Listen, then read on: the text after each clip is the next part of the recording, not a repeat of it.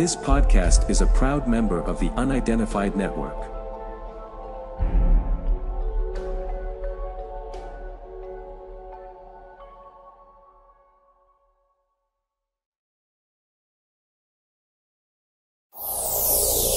On the Track is a web TV show about cryptozoology, natural history, green issues and whatever else the team feel like making up as they go along.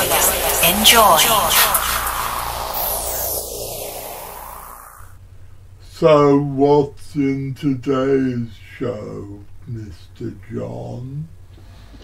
Well, Hennis, in this week's exciting episode we go to Florida to meet the Lady of the Lake, Katie Elizabeth, the world's leading expert on the mystery animals of Lake Champlain, up on the border between Vermont and Canada.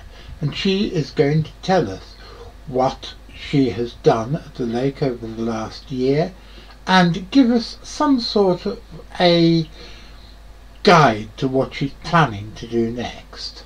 And also we talk a little bit about other North American lake monsters.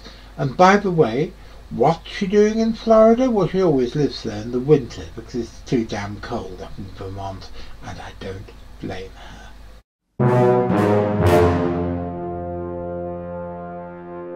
I really like the old credits.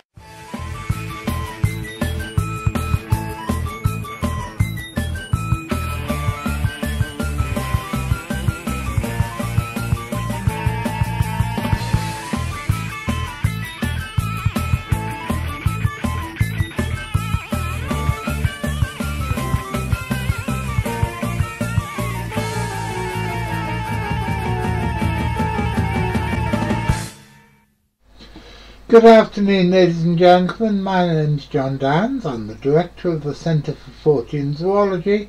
This is my little cat, Lilith Tinkerbell, and welcome to another episode of... Hang on, what's happening over there? It looks like we're in some sort of time slip. It was better in the 70s. Yes, Ken, it was better in the 70s, wasn't it? Yeah. You had better sweets in the 70s. You did.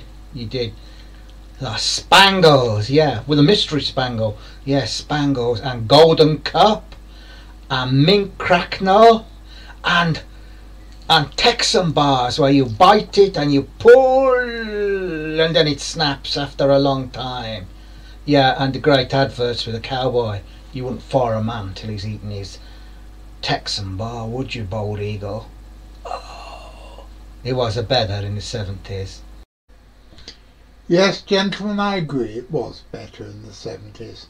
But I'm a little disappointed that you didn't include my favourite advert for sweets from those hallowed years.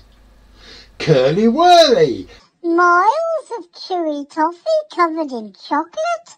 Good afternoon, ladies and gentlemen. My name's John Downs. I'm the director of the Centre for Fortean Zoology, and welcome to another episode of On the Track. Twice a week on Wednesday evenings at 6:30 for about a quarter of an hour, and on Saturday afternoons at 3 for about twice that, we bring you a mess-fash, a mélange, a miscellany, and a mixture and other things beginning with M of hard science, weird shit, and surreality. The question everybody asks is, what's surreality? Well, I think once again we'd better go to Archibald, the Archimandrite, otherwise known as Archie. I don't know, maybe it's something to do with the cat.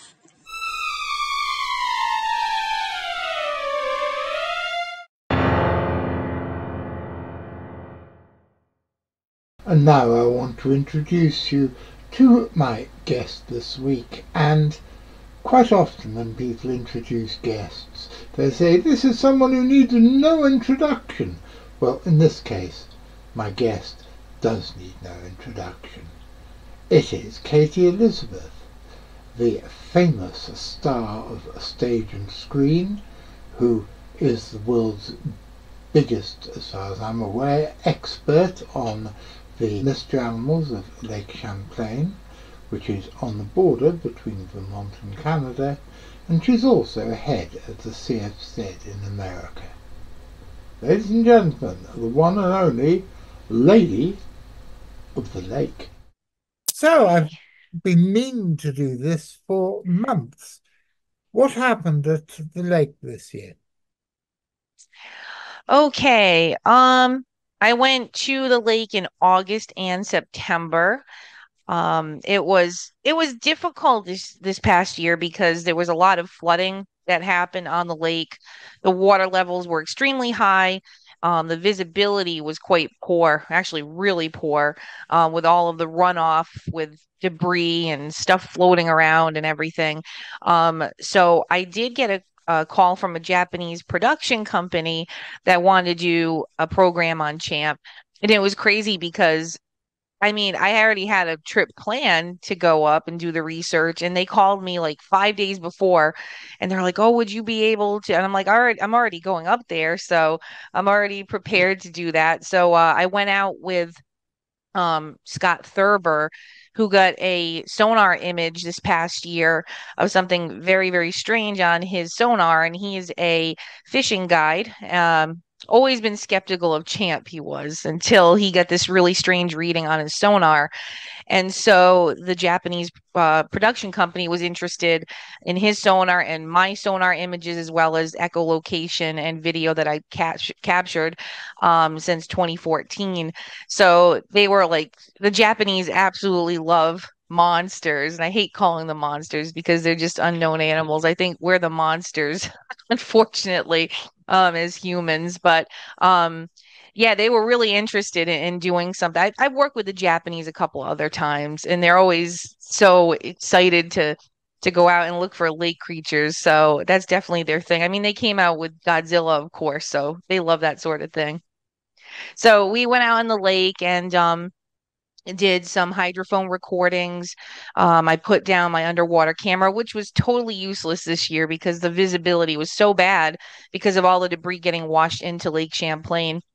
Um, didn't really get any sort of results or anything, but what I found really interesting going to the location where Mr. Thurber got his sonar hit, there's a lot of drop-offs there. And I had never been to that location because Lake Champlain is so enormous at 125 miles long.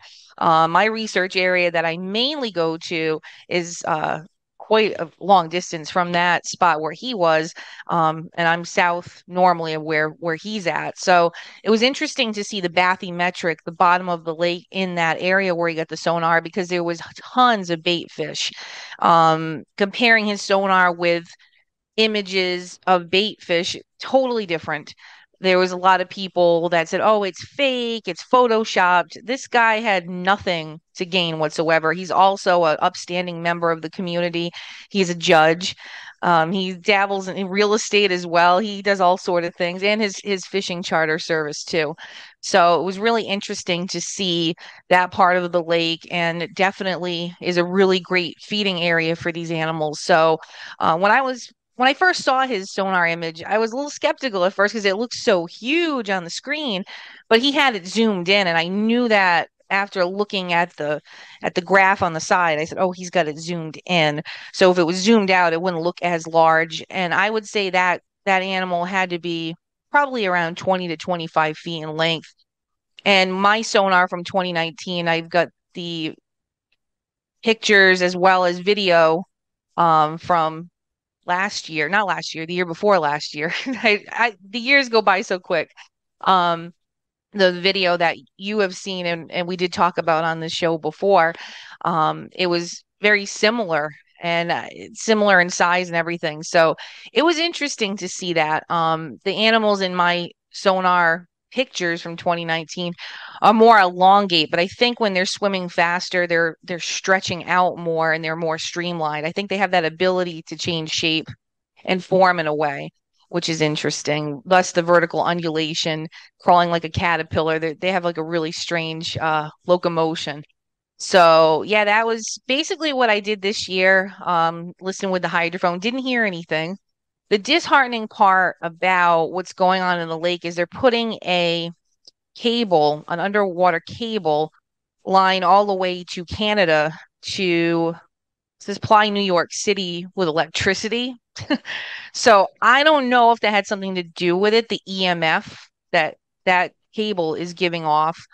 What I found interesting was on the hydrophone, I did not hear any sort of clicking from power cables. So I don't know if it's probably not hooked up yet. So that's going to be a little difficult. And I think it's going to be detrimental to the research and using the hydrophone. And it's also EMF, as you know, I mean, a lot of people in the paranormal talk about EMF. It is very detrimental to marine life. So I'm quite worried about how the effects are going to be, not just for the champ animals, but for the fish and fauna in Lake Champlain. So we'll see what happens. I don't know what's going to come about. I'd like to just go there and dig that cable out because I did write a law of protection for the champ animals, and it was passed by New York legislature. So I don't know. We'll see what happens. But no results this year. But I'm spoiled when it comes to getting results, and I'm always getting some sort of echolocation. I'm very, very lucky, and I think that is because I'm dedicated and I'm out there all the time, and that's what it takes is to be out there and get it done, boots on the ground sort of thing. You're living in Florida now, I believe.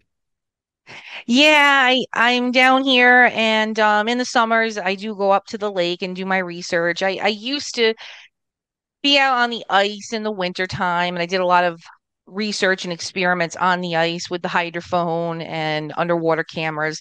And I've come to the conclusion, like I had always originally thought, that these animals go into a torpor-like state in the winter months, and that's why there's really no sightings. There's been a couple of strange sightings, December, January in history. Like there was one of a champ animal on the ice, and then there was also one over in Westport, New York, of this lady, Dee Carroll, that I actually know the family that owns the marina. She had seen this telephone pole, like head and neck, just pop up really quick and go down. And that was in December. I believe that was 86. So it's very rare to have a champ sighting in the wintertime. But in my book, Water Horse of Lake Champlain, The Search, I do talk about winter survival of these animals and how the common snapping turtle that is in Lake Champlain, how they have been seen on the ice. It's a very strange occurrence for an ectothermic species to be seen walking around on the ice, but it does happen occasionally. It's very strange. So I think those sightings, those two sightings in particular, that I know about, I think it was just like a freak thing, just a really strange behavioral thing on those animals' parts. But usually from April on to basically October is when the champ sightings start coming in. June, July, August into September is champ season, and that's my belief of these being ectothermic animals, that the water temperature is allowing them to move freely because ectotherms need to sustain their inner core temperature from the outside temperature. So when the frogs, turtles start coming out, that's when we start having sightings. One of probably the North American mystery animal I'm most interested in is the sightings of giant snapping turtles. Have you ever had any stories of those from Lake Champlain? I have heard some stories. One of my research partners who actually had a champ sighting it was on the beach, it was on land. Frank Horton, this isn't really like a sighting of a turtle that was alive, but he had seen this giant snake-like creature that didn't look anything like his champ sighting that he had. There's been quite a few reports of these snake-like creatures that don't have appendages, which the champ animals have appendages. So I don't know if they're in relation to them at all. I have no idea, but I think for certain there's definitely more than one strange primordial species of animal in Lake Champlain. But he did see this huge snake type animal, and it was feeding on a giant turtle, like a huge turtle. Like the carpus was like really, really, really big, probably bigger than the size of a wheelbarrow. Um, yeah, it was huge. I would say, I think he told me it was probably 4 feet. at least 4 feet. So yeah, it's pretty large. So I'm sure there's giant turtles in Lake Champlain as well.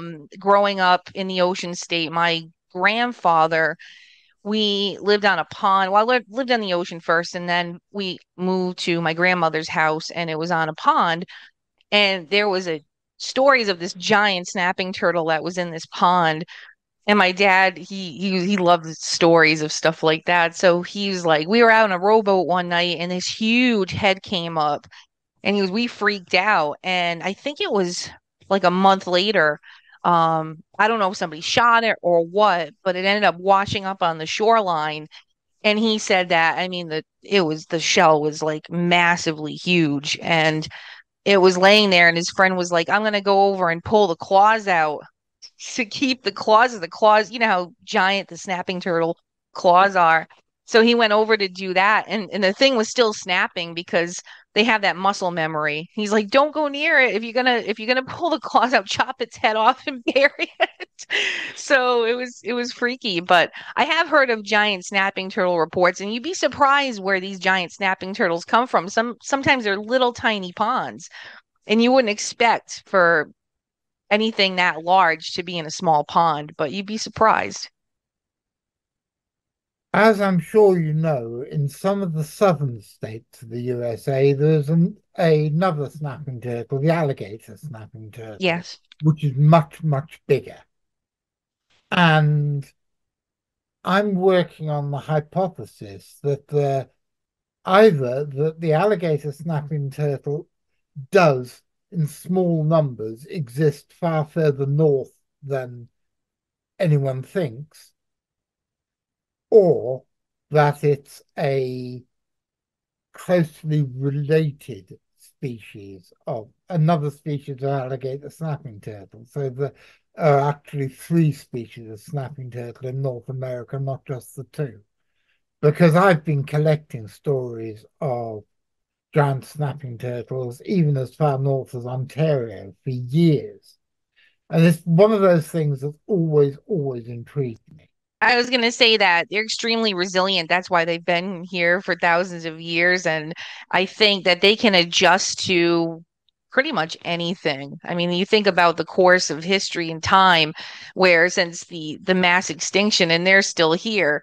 I mean, if they could survive all those weather changes and whatnot, I mean, there's alligators that were seen in the Cape Fear River, um, up to in North Carolina, South Carolina area, where it froze, and the alligators were sticking their snouts out of the ice, and it didn't kill them. They just kind of went to sleep in a torpor, and their nostrils were above the ice, and that was recorded. That was in all the major newspapers. So they've been around for a long time, and they can put up with a lot more than we think.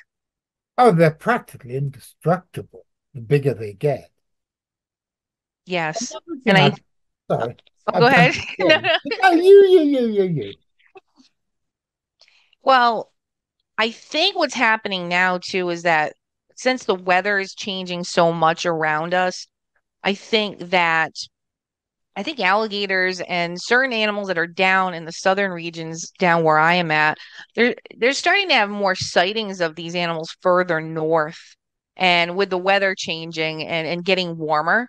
So I'm kind of thinking in 100 years, probably there probably is going to be alligators like in New England. I don't know. Things are really changing with the climate, so who knows? We it's just I won't be around, you won't be around, but I think that things are definitely changing, and like I said, they're resilient, so who knows what's going to happen with that. One thing that I have never asked you, and I don't know why, but it seems the most obvious question to ask somebody who's researching Lake Champlain. But what do you think of the Mansi photograph?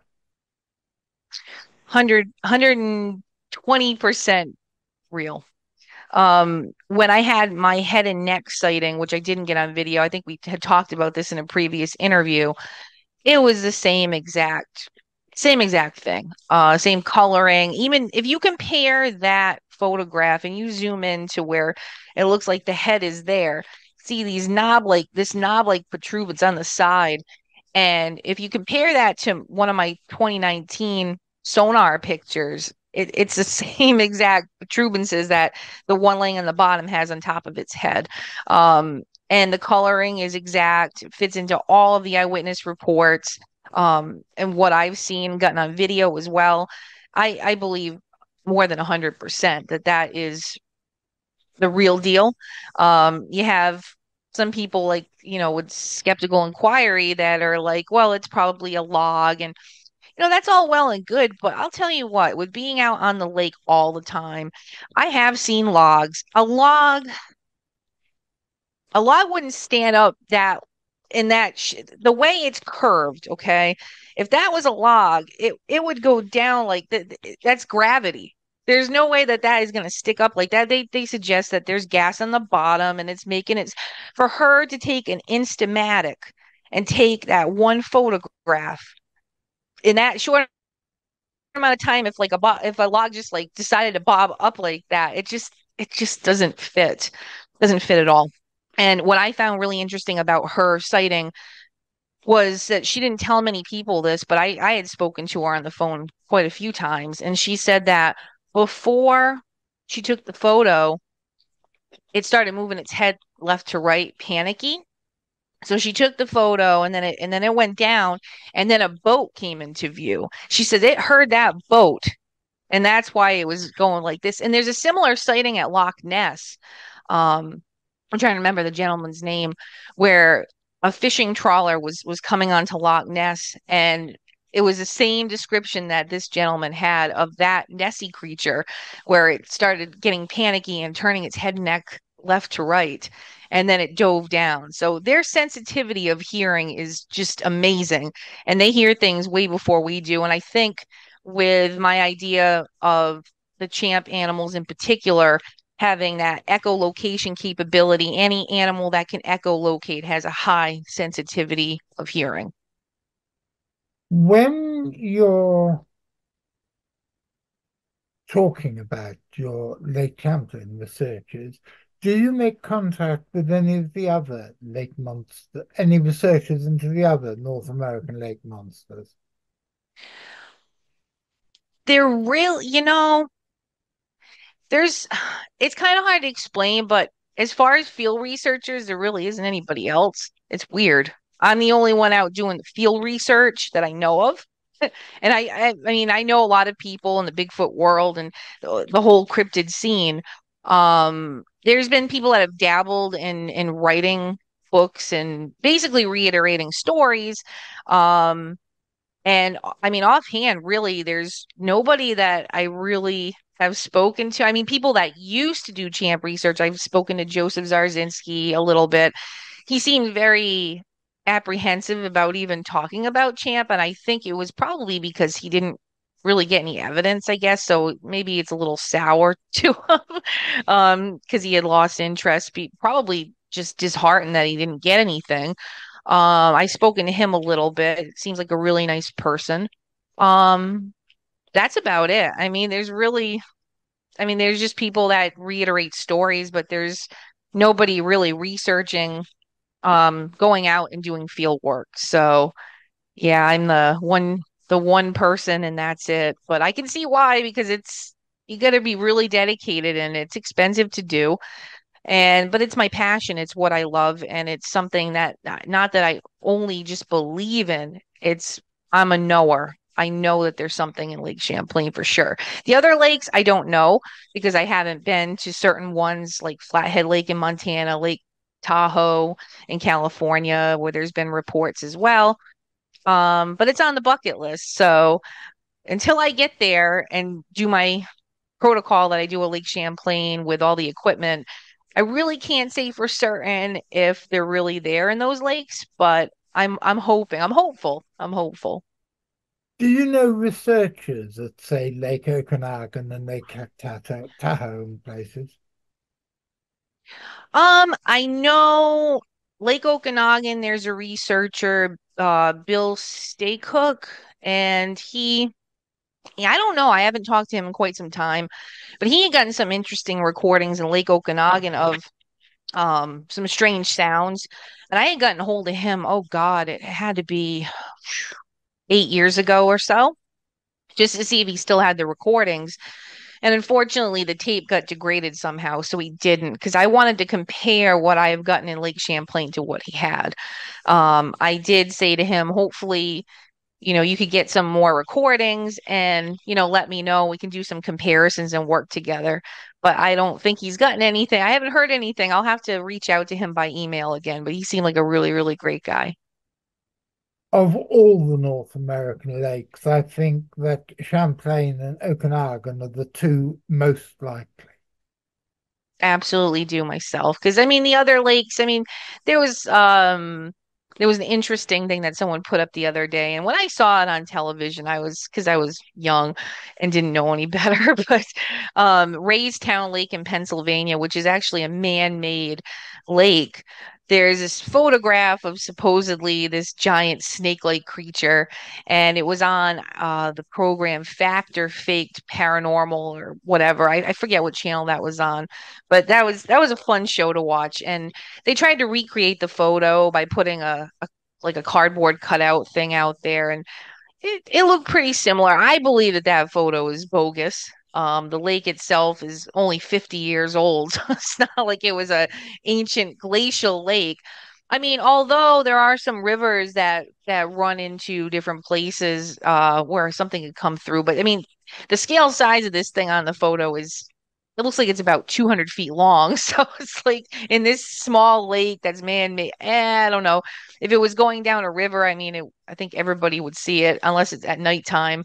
Who knows? It's just really strange. So, yeah, I happened to see that online the other day, and some people really truly believe that it's something. But I like to go to the spot and check it out and throw the hydrophone in and see if I get anything. I'd be really that would dumbfound me if I did, because I really don't think there's anything there. But it's for a good story anyway. The ones that surprise me is that there aren't any more concrete sightings from any of the Great Lakes. You would have thought if there were going to be lake monsters anywhere, it would be, I don't know, Lake Superior or Lake Ontario or Lake Huron or something. I totally agree. I mean, there's South Bay Bessie, and there's so many of those. Even the Finger Lakes, Lake Cayuga, and that creature they call Cayuga Katy. So I kind of like that because it's named after me. The- but I mean, the sightings are really interesting, and I don't know. I mean, there really isn't. There's no video, there's nothing solid or anything like that. So there's plenty of places that I'm definitely putting on my bucket list to check out and do the sonar work and the hydrophone work and work with the new ROV. And especially the Great Lakes are so clear compared to Lake Champlain. I think the ROV will be really valuable in those clear conditions. So I've got a lot on my plate that I need to get done. Besides, I'm always focused on Champ because I know that they're in there. So that's my main focus. And the other stuff I would like to check out because you just never know what's out there.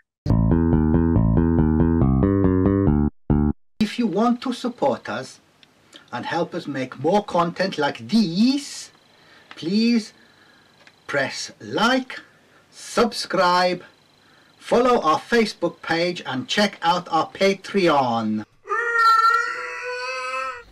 And there's the ghost of Joe Strummer, who's an ever more regular visitor to my little house, will tell you. Don't forget to ring the notification bell, otherwise you won't be told when the next episode's gonna be. And that would be an awful pity, wouldn't it?